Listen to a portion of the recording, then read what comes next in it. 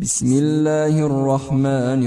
الرحيم والفجر وليال عشر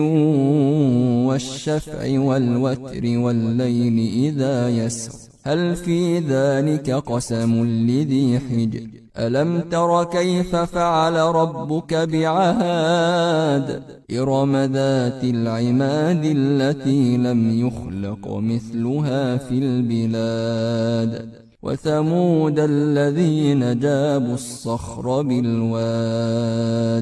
وفرعون ذي الأوتاد الذين طغوا في البلاد فأكثروا فيها الفساد فصب عليهم ربك سوط عذاب